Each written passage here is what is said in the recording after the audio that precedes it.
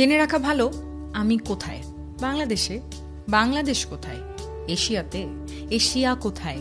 পৃথিবীতে, যার ব্যাস প্রায় 12,742 কিলোমিটার। পৃথিবী কোথায়? 4.6 বিলিয়ন বছর পুরনো সৌরজগতের তৃতীয় গ্রহ। সৌরজগৎ কোথায়? যা অবস্থিত মিল্কি ওয়ে গ্যালাক্সির এক প্রান্তে, ওরিয়ন আর্ম নামক অঞ্চলে। মিল্কি ওয়ে গ্যালাক্সিতে আনুমানিক 100 থেকে 400 বিলিয়ন তারা রয়েছে। মিল্কি ওয়ে গ্যালাক্সি কোথায়? এটি লোকাল গ্রুপ নামে পরিচিত একটি গ্যালাক্সি গুচ্ছে অবস্থিত, যেখানে আরও 50টির মতো গ্যালাক্সি আছে। লোকাল গ্রুপ কোথায়? এটি অবস্থিত ভির্গো সুপার ক্লাস্টারের একটি অংশ হিসেবে, যা হাজার হাজার গ্যালাক্সির সমন্বয়ে গঠিত। ভির্গো সুপার ক্লাস্টার কোথায়? এটি লেনিয়াকিয়া সুপার ক্লাস্টারের একটি শাখা, যার ব্যাস প্রায় 520 মিলিয়ন আলোকবর্ষ।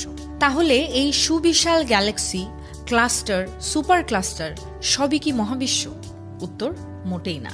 এগুলো মহাবিশ্বের খুবই ক্ষুদ্র একটি অংশ। বিজ্ঞান বলছে আমরা পুরো মহাবিশ্বের মাত্র 4 থেকে 5% বুঝতে পেরেছি। বাকি 95% হলো ডার্ক ম্যাটার ও ডার্ক এনার্জি, যা এখনো রহস্যের অন্ধকারেই আচ্ছন্ন। ভাবুন তো, আমি একটি মানুষ, একটি দেশ, একটি মহাদেশ, একটি গ্রহ, একটি তারামণ্ডল, একটি গ্যালাক্সি, একটি ক্লাস্টার ও একটি সুপার ক্লাস্টার। এভাবে একের পর এক মহাবিশ্বের স্তরের মধ্যে এক বিন্দু। এই অসীম বিস্তারের মাঝে আমার অস্তিত্ব কতটুকু ক্ষুদ্র। আর সেই ক্ষুদ্র আমি যদি চিন্তা করি কে এই সব কিছুর স্রষ্টা, তবে বলা চলে যিনি এই অনন্ত মহাবিশ্ব সৃষ্টি করেছেন তিনি কতই না মহান। আর এত বড় মহাবিশ্বে আমরা ক্ষুদ্র প্রাণী মানুষরা নিজেদের কতই না বড় ভাবি।